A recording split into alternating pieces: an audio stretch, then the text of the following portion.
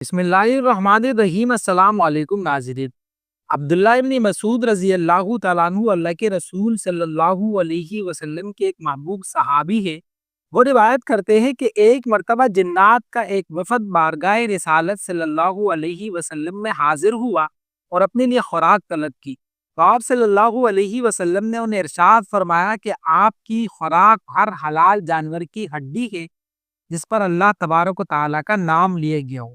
یعنی کہ گوشت کھائی ہوئی ہڈی جب تمہارے ہاتھ میں آئے گی تو اللہ رب العزت کی طرف سے قدرتی طور پر اس پر پھر سے گوشت آ جائے گا، اور اس کے بعد آپ صلی اللہ علیہ وسلم نے انسانوں سے مخاطب ہو کر ارشاد فرمایا کہ ہڈی سے استنجا نہ کیا کرو، یہ تمہارے جنات بھائیوں کی خوراک ہے۔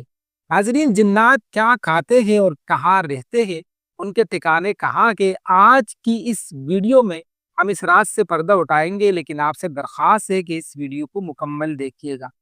ویڈیو کے آغاز میں ہم نے جو روایت بیان کی ہے یہ حدیث کی مستند اور مشہور کتاب مسلم شریف کی ہے، اور اس کو روایت کرنے والے عبداللہ ابن مسعود رضی اللہ تعالیٰ عنہ ہے، اور یہ اللہ کے رسول صلی اللہ علیہ وسلم کے وہ صحابی ہے جو آپ صلی اللہ علیہ وسلم کے ساتھ اس وقت موجود تھے جب آپ نے ایک رات مدینہ کے قریب ایک قبرستان میں جنات کی ایک جماعت سے ملاقات کی تھی۔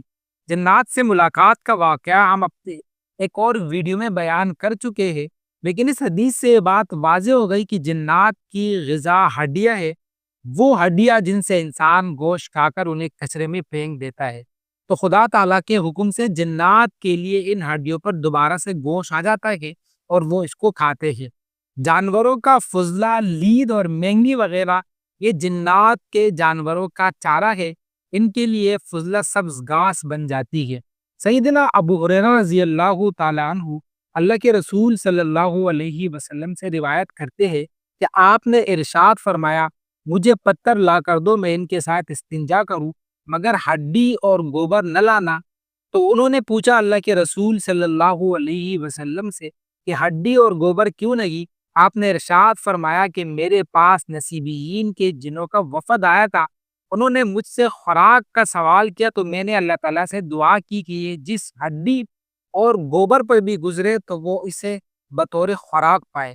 اب آتے ہیں ناظرین اس سوال کی طرف کہ جنات رہتے کہاں گے، ان کے ٹھکانے کہاں گے۔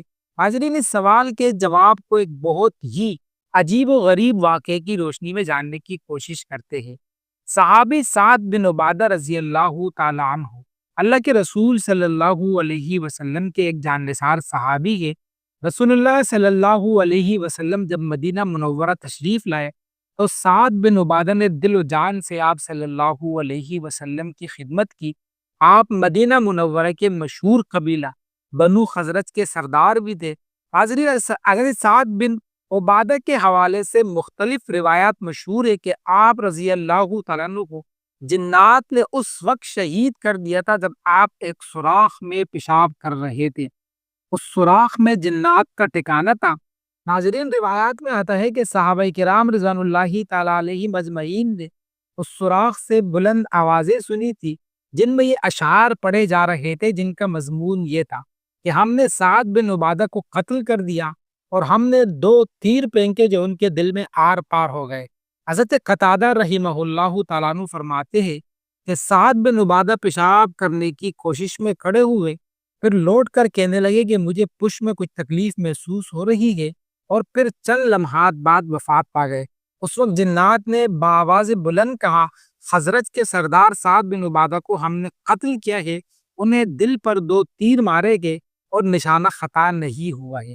حاضرین، بعض محققین نے اس روایت کی صحت پر کچھ کلام کیا ہے، لیکن یہ واقعہ بہرحال مضبوط اور قوی ہے۔ اس روایت کی روشنی میں یہ بات معلوم ہوتی ہے کہ جنات کا پہلا ٹھکانہ بیت الخلاء ہے۔ یہی وجہ ہے کہ اللہ کے رسول صلی اللہ علیہ وسلم نے بیت الخلاء جانے سے پہلے جو دعا امت کو بتلائی ہے اس میں خبیث جنات سے پناہ مانگنے کی ترغیب ہے۔ بوسیدہ کنڈرات اور اسی طرح وہ گھر جہاں انسانوں کا بسیرا نہ ہو، اونچے اونچے پہاڑوں کی چوٹیاں، اس طرح 2 پہاڑوں کے بیچ کی وادیاں، یہ جگہ شریر جنات کے ٹھکانے ہوتے ہیں۔ ان میں جانے سے پہلے مسنون دعاؤں کا اہتمام کرنا چاہیے۔